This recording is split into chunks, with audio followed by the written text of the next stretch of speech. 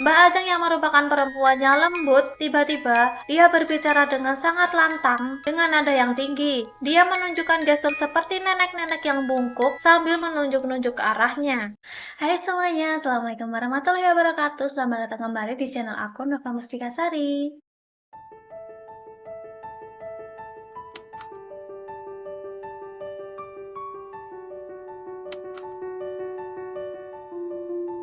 Gimana nih kabar kalian semua? Semoga selalu sehat dan baik-baik aja ya. Di video kali ini, aku akan membawakan satu cerita horor yang pernah dialami oleh Mbak Dewi yang berprofesi sebagai perias pengantin. Pernikahan merupakan sebuah upacara yang sakral, dan di setiap daerah pasti memiliki tradisi pernikahan yang unik dan berbeda. Dan kalau aku sendiri memang dari Jawa, jadi kalau di Jawa itu biasanya ada yang namanya pingitan, siraman, dan lain-lain. Kalau kalian dari daerah mana aja nih? Komen ya! Dan kalau di daerah kalian, ada tradisi pernikahan unik apa sih? Ceritain juga di bawah ya. Jadi, ibunya Mbak Dewi ini memiliki sebuah usaha rias pengantin yang sudah dijalankan secara turun-temurun. Dan ibunya Mbak Dewi, sebut saja Ibu Nawang, merupakan generasi ketiga dalam usaha ini. Dan karena ini merupakan usaha keluarga yang sudah berjalan selama bertahun-tahun, tentunya Bu Nawang ingin kelak Mbak Dewi lah yang akan meneruskan usaha ini. Jadi sejak kecil, Mbak Dewi memang sudah sering diajak ibunya ketika merias pengantin. Bu Nawang ingin mengenalkan kepada Mbak Dewi bagaimana sih dunia rias itu, dan karena sering diajak oleh ibunya, lama-kelamaan Mbak Dewi pun mulai merasa tertarik dan suka dengan dunia perhiasan ini. Dan Mbak Dewi pun sering diajari oleh Bu Nawang bagaimana cara merias wajah seseorang, mulai dari pemilihan foundation, bagaimana cara membuat alis, memilih warna lipstik, dan lain sebagainya. Dan yang awal-awalnya Mbak Dewi hanya menemani sang ibu, lama-kelamaan Mbak Dewi pun diberikan kepercayaan oleh Bu Nawang untuk menghandle keluarga pengantin. Nah, di dalam sebuah acara pernikahan itu kan biasanya yang dirias bukan hanya pengantinnya, tapi biasanya juga ada ibu maupun saudara-saudara dari pengantin. Dan kalau urusan pengantin, memang masih khusus dihandle oleh Bu Nawang, sedangkan untuk keluarga biasanya dibantu oleh Mbak Dewi. Mbak Dewi juga menjelaskan bahwa biasanya Bu Nawang selalu berpuasa sebelum merias pengantin. Bu Nawang menjelaskan bahwa tujuan dia berpuasa adalah untuk meminta pertolongan kepada Allah Subhanahu wa Ta'ala agar dilancarkan dalam pekerjaannya merias pengantin. Karena menurut Bu Nawang, seorang pengantin biasanya memiliki aroma yang wangi hingga rentan mendapatkan gangguan dari dunia gaib. Jadi, Bu Nawang pun berpuasa untuk meminta pertolongan dan juga perlindungan kepada Allah Subhanahu wa Ta'ala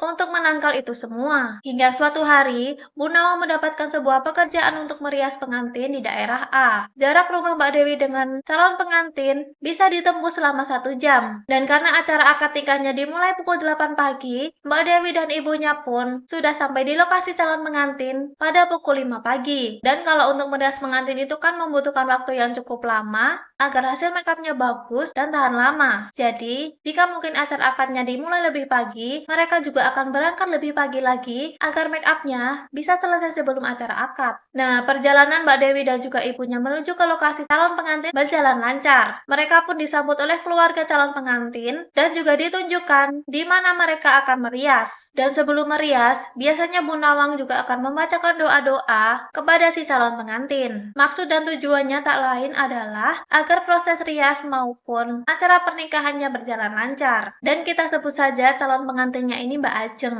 Jadi, Mbak Ajeng merupakan seorang wanita yang sangat cantik, lembut, dan kalem. Dan sebelum Mbak Dewi datang ke rumah si pengantin ini, Mbak Dewi juga sudah pernah bertemu dengan Mbak Ajeng ketika Mbak Ajeng melakukan fitting baju. Jadi ketika bertemu lagi ya mereka sudah lebih akrab dan gak terlalu canggung. Singkat cerita, Bu Nawang pun mulai merias Mbak Ajeng. Awalnya semuanya berjalan lancar. Sambil Bu Nawang merias Mbak Ajeng, mereka juga mengobrol-ngobrol ringan. Tapi tiba-tiba, ketika Bu Nawang sedang merias mata Mbak Ajeng, otomatis ketika matanya dirias kan Mbak Ajeng ini memejamkan mata dong, kayak gini. Dan ketika riasannya selesai, Bu Nawang kan menyuruh Mbak Ajeng untuk membuka matanya lagi untuk melihat apakah sudah sempurna atau belum. Tapi, ketika Bu Nawang meminta Mbak Ajeng untuk membuka matanya, Mbak Ajeng malah diam aja. Dan saat itu, mereka berpikir mungkin Mbak Ajeng ini ketiduran atau bagaimana. Dan mereka bukan menganggap itu sebagai sesuatu yang normal gitu ya. Mungkin namanya juga calon pengantin malamnya begadang, nggak bisa tidur atau gimana. Jadi pas dirias ketiduran. Tapi ternyata setelah beberapa saat, Mbak Ajeng menggumam tidak jelas. Dan saat itu juga, Mbak Dewi dan Bu Nawang menyadari bahwa itu bukan Mbak Ajeng. Kenapa? Karena suara yang dikeluarkan berbeda dengan suara Mbak Ajeng. Suara Mbak Ajeng ini kan lembut gitu ya. Tapi saat itu, suara yang dikeluarkan Mbak Ajeng ini mirip dengan suara nenek-nenek yang serak dan juga berat. Nah, melihat kejadian itu, Mbak Dewi pun merasa panik. Tapi berbeda dengan sang ibu, Bu Nawang ini terlihat santai dan tenang-tenang aja. Udah, nggak apa-apa, Nduk. Biasa kok kayak gini. Bu Nawang pun memegang kepala Mbak Ajeng sambil membacakan doa-doa. Dan gak lama kemudian, Mbak Ajeng pun membuka matanya. Dan ketika Mbak Ajeng ini membuka mata, Mbak Ajeng ini malah bingung sendiri. Loh, Bu, saya ketiduran ya? Maaf ya, Bu. Loh, ini make-upnya udah selesai ya, Bu? Perasaan saya cuma ketiduran beberapa menit aja. Kok tahu-tahu udah selesai sih, Bu? Cepet banget deh. Padahal yang nggak Mbak Ajeng tahu, Mbak Ajeng ini sudah memejamkan matanya hampir 30 menit. Tapi menurut Mbak Ajeng, dia hanya tertidur beberapa menit aja. Dan karena Bu Nawang nggak ingin Mbak Ajeng ini panik, Bu Nawang pun hanya mengiyakan perkataan Mbak Ajeng. Oh iya Mbak, nggak apa-apa, namanya juga calon pengantin. Biasa kan malam nggak bisa tidur apa gimana? Ya udah Mbak, ini kan makeupnya udah selesai. Mbak Ajeng mendingan sekarang ganti baju dulu ya. Dan Mbak Ajeng pun beranjak dari kursi tempat dia duduk tadi. Dan untuk acara akad nikahnya, dan juga sanggul kecil di kepalanya, Mbak Ajeng terlihat sangat cantik dan menawan. Dan sebelum acara akad dimulai, ada seorang wanita parubaya yang masuk ke ruangan mereka. Ibu itu menepuk pundak Mbak Ajeng beberapa kali dan juga memuji Mbak Ajeng. Mbak Dewi pun berpikir, oh mungkin ini keluarganya Mbak Ajeng kali, mau lihat dulu gimana make upnya udah sempurna apa belum gitu. Tapi di sini, Bu Nawang menatap dingin wanita tersebut. Dan gak lama kemudian, wanita yang tadi masuk ke ruangan mereka keluar begitu saja. Mbak Dewi pun bertanya kepada ibunya, Bu, ada apa? Kok ibu gitu banget ngeliatin ibu tadi? Bu Nawang pun menjawab, nggak apa-apa kok, Nduk, nggak ada apa-apa. Dan nggak lama kemudian, salah satu saudara dari Mbak Ajeng pun masuk ke ruangan tersebut untuk menjemput Mbak Ajeng untuk melangsungkan akad nikah. Dan alhamdulillah, acara akad nikah pagi itu berjalan lancar. Tapi setelah acara akad nikah selesai, dan ketika Mbak Ajeng hendak meninggalkan tempat akad, tiba-tiba hal aneh pun terjadi. Mbak Ajeng ini tiba-tiba kesurupan. Mbak Ajeng yang tadinya lembut, kalem, tiba-tiba sangat berbeda. Tiba-tiba, Mbak Ajeng ini seperti marah-marah dan berbicara dengan nada yang sangat tinggi dan juga lantang. Para keluarga dan orang-orang yang berada di tempat itu pun tentunya kaget banget karena mereka tahu bahwa yang ada di depan mereka ini bukanlah Mbak Ajeng. Dan di tengah kepanikan tersebut, tiba-tiba datang seorang nenek yang mendekati Mbak Ajeng. Dan ternyata nenek itu merupakan neneknya Mbak Ajeng. Dan nenek itu pun meminta orang-orang untuk membawa Mbak Ajeng masuk ke dalam rumah. Dan melihat kejadian itu, Mbak Dewi dan juga Bu Nawang pun juga ikutan panik. Dan Mbak Ajeng pun dibawa masuk kembali ke tempat rias. Mbak Ajeng pun dibarikan ke sebuah sofa panjang. Dan di ruangan tersebut, neneknya Mbak Ajeng ini seperti sangat marah. Dia berbicara dengan beberapa keluarga yang ada di sana dengan sangat serius. Kira-kira si nenek ngomong begini nih, apa-apaan ini? Si Marni itu. Padahal dia sudah aku peringatkan agar tidak mengganggu cucuku, tapi dia masih berani-beraninya melakukan ini. Dan di situ Mbak Dewi dan juga Bu Nawang pun tentunya belum tahu ya maksud dari si nenek itu apa dan siapa Bu Marni itu. Dan ketika keluarga dari Mbak Ajeng ini sedang berdebat dan sedang berdiskusi gitu ya, keadaan Mbak Ajeng itu sudah pingsan dan Bu Nawang pun berusaha untuk menyadarkan Mbak Ajeng dengan membacakan beberapa doa. Dan setelah Mbak Ajeng sadar, Bu Nawang pun juga memberikan segelas air doa kepada Mbak Ajeng. Dan Mbak Ajeng juga seakan tidak mengingat apa yang terjadi. Dan ketika Mbak Ajeng sadar, dia pun bingung melihat keluarganya yang sedang berdebat. Loh Bu, Mbah, ada apa? Kok pada ribut-ribut gini sih? Dan para keluarga yang tidak menyadari bahwa Mbak Ajeng sudah sadar, tiba-tiba terdiam dan mendekati Mbak Ajeng. Dok, kamu udah sadar? Kamu nggak apa-apa kan? Enggak, aku nggak apa-apa kok. Emangnya aku kenapa? Si nenek pun menjawab, nggak apa-apa kok, nggak ada apa-apa. Kamu makan dulu, Gi. Dan setelah Mbak Ajeng sadar, Bu Nawang mencoba untuk bertanya dengan Mbak Ajeng apa yang Mbak Ajeng rasakan. Dan Mbak Ajeng pun menjelaskan bahwa setelah akad nikah tadi, kepalanya terasa sangat berat dan pusing. Dan setelah itu, Dia tidak ingat apa-apa lagi. Dan Mbak Ajeng pun kembali bertanya dengan Bu Nawang, "Bu, sebenarnya ada apa sih? Kok dari tadi saya merasa ada yang aneh ya dengan diri saya?" Bu Nawang pun menjelaskan bahwa biasanya calon pengantin memang sering mendapatkan gangguan seperti ini. Tapi Bu Nawang juga meyakinkan kepada Mbak Ajeng bahwa Mbak Ajeng tidak perlu khawatir karena Bu Nawang akan mengatasi ini semua dan akan mengupayakan acara hari ini agar berjalan lancar. Dan karena acara resepsi pun dilangsungkan hari itu juga, Bu Nawang pun membenarkan riasan Mbak Ajeng yang tadi sempat berantakan. Singkat cerita, acara resepsi pun dilanjutkan. Dan karena tadi sudah terjadi beberapa kejadian-kejadian aneh, Bu Nawang pun meminta Mbak Ajeng untuk mengantongi sebuah batu yang memang selalu Bu Nawang bawa kemana-mana. Bu Nawang menjelaskan bahwa batu ini akan melindungi Mbak Ajeng dari berbagai gangguan-gangguan gaib. Dan di tengah-tengah acara resepsi itu kan biasanya ada sesi foto-foto kan? Dan ibu-ibu yang tadi masuk ke ruangan make up pun ikut berfoto dengan pengantin. Dan ketika ibu tadi menyentuh Mbak Ajeng, tiba-tiba ibu itu terpental. Orang-orang yang ada di sana pun tentunya kaget banget dan bingung apa yang terjadi dengan si ibu. Dan perias pengantin itu kan biasanya menemani si pengantin kan, mengarahkan nanti adatnya seperti ini, habis ini acaranya ini gitu kan. Jadi Bu Nawang juga berada di sekitar panggung. Dan saat Bu Nawang melihat perempuan tersebut terjatuh, Bu Nawang berbisik kepada Mbak Ajeng, "Mbak, semua keanehan yang terjadi hari ini adalah ulah si ibu." Mbak Ajeng pun nggak percaya, karena si ibu itu memang masih saudara dengan Mbak Ajeng, Bu Marni. "Kenapa sama Bu Marni, Bu? Dia itu masih saudara saya loh, Bu." Bu Nawang pun tidak bisa menjelaskan apa-apa karena Bu Nawang sendiri tidak tahu motif dari Bu Marni. Dan saat Bu Marni terjatuh, tiba-tiba Bu Marni ini juga tidak sadarkan diri. Dan ketika orang-orang ingin menolong Bu Marni, tiba-tiba dia terbangun begitu saja dengan gestur yang aneh. Jadi, Bu Marni ini langsung berdiri, tapi cara berdirinya seperti nenek-nenek yang bungkuk. Dan orang-orang yang ada di sekitar pun menyadari bahwa Bu Marni ini sedang kesurupan. Dan saat Bu Marni ini kesurupan, lagi-lagi Bu Marni ini meracau tidak jelas dengan suara khas nenek-nenek. Dan karena saat Bu Marni ini kesurupan cukup menyeramkan gitu ya, jadi banyak orang yang memilih menjauh. Dan kalian masih inget kan sama neneknya Mbak Ajeng tadi? Dan si neneknya Mbak Ajeng inilah yang mendekati Bu Marni. Dan bukannya menolong, neneknya Mbak Ajeng ini malah menampar Bu Marni dengan sangat kencang. Dan setelah ditampar ini, ternyata Bu Marni juga belum sadar juga. Dia malah tertawa semakin kencang dengan suara yang semakin mengerikan. Dengan gestur tubuh yang membungkuk seperti nenek-nenek, Bu Marni terus menunjuk-nunjuk ke arah Mbak Ajeng yang sedang berdiri di atas panggung. Dan karena situasi semakin tidak kondusif, akhirnya Bu Marni pun dibawa pergi dari lokasi resepsi.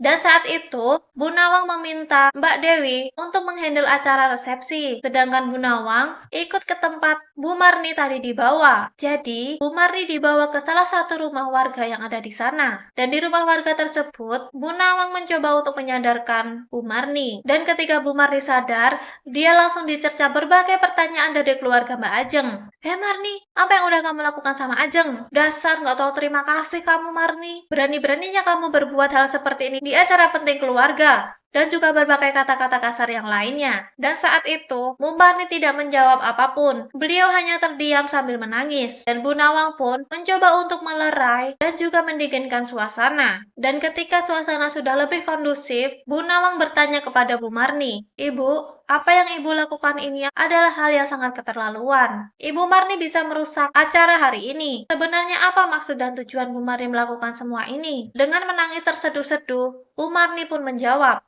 maafkan saya. Saya melakukan ini karena saya gelap mata. Saya iri dengan keluarga Ajeng. Setelah suami saya meninggal, kalian membuang keluarga saya begitu saja. Bahkan saat anak saya sakit dan memerlukan biaya untuk berobat, kalian seperti tutup mata dan telinga. Dan sejak saat itu, saya benar-benar sangat dendam dengan keluarga kalian. Dan ketika mereka semua mendengar penjelasan Bu Marni, mereka semua terdiam. Kenapa kalian semua diam? Apakah sekarang kalian masih mau menyalahkan saya? Dengan apa yang sudah saya lakukan hari ini, hanya acara pernikahan Ajeng saja yang rusak. Tapi apakah kalian ingat bahwa kalian juga telah merusak keluarga saya, menghina keluarga saya, Apakah kalian semua lupa dengan apa yang sudah kalian lakukan? Lagi-lagi mereka semua terdiam dan menunduk. Dan setelah mendengarkan penjelasan dari Bu Marni, satu persatu dari mereka pun pergi meninggalkan rumah itu. Hingga tersisalah Bu Marni dan juga Bu Nawang. Dan saat itu, Bu Marni menjelaskan semuanya kepada Bu Nawang, apa alasan dia melakukan semua ini. Jadi, Bu Marni merupakan salah satu menantu dari keluarga ini. Suaminya Bu Marni merupakan anak dari si nenek. Tetapi, pernikahan mereka dulunya memang tidak direstui karena perbedaan status sosial. Dan sejak Bu Marni menikah dengan suaminya, keluarga mereka seperti dikucilkan, bahkan tidak dianggap sebagai keluarga. Apalagi setelah beberapa tahun lalu, suami dari Ibu Marni ini meninggal dunia. Mereka semakin tidak menganggap Bu Marni sebagai keluarga. Mereka selalu menghina, bahkan merendahkan Bu Marni dan juga anak-anaknya. Dan Bu Marni berpikir bahwa di acara pernikahan Ajeng inilah dia bisa membalaskan semuanya. Bu Marni ingin agar keluarganya juga merasa malu. Kemudian,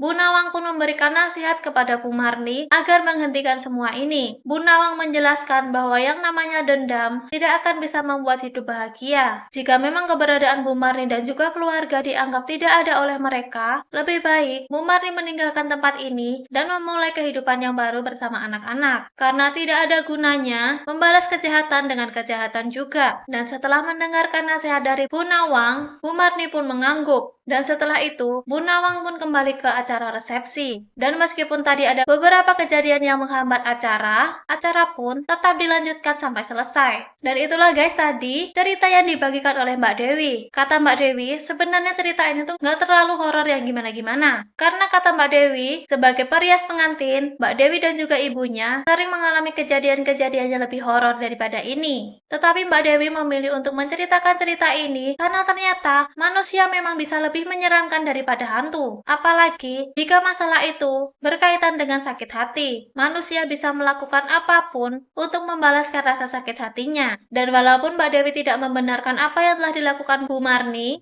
tetapi, Mbak Dewi juga tidak menyalahkan 100%, karena Mbak Dewi juga tahu bahwa apa yang dilakukan oleh keluarganya Mbak Ajeng kepada Bu Marni juga bukanlah hal yang benar. Di sini Mbak Ajeng berpesan agar jangan pernah merendahkan orang lain, apalagi jika masih ada hubungan saudara, bahkan keluarga. Seharusnya, sebagai keluarga kita bisa saling membantu dan tidak merendahkan satu sama lain. Apalagi jika hanya karena masalah status ekonomi. Jika ada keluarga yang kekurangan, jika kita mampu, alangkah baiknya kita untuk membantu mereka. Karena yang namanya roda kehidupan itu selalu berputar. Mungkin saat ini mereka sedang berada di bawah, tetapi kita juga tidak tahu kapan roda itu akan berputar dan mungkin suatu saat kita yang akan berada di bawah. Dan ketika kita selalu berbuat baik kepada keluarga kita, ketika kita kekurangan, mereka juga pasti akan menolong kita. So, selalu jaga hati dan juga lisan kita agar jangan sampai menyakiti hati orang lain. Dan Mbak Dewi juga masih memiliki beberapa cerita-cerita horor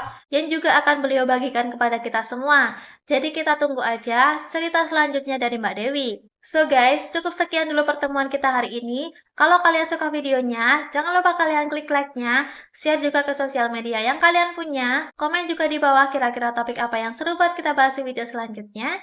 Dan jangan lupa juga kalian klik tombol subscribe-nya di bawah dan nyalakan lonceng notifikasinya supaya kalian nggak ketinggalan kalau aku upload video baru.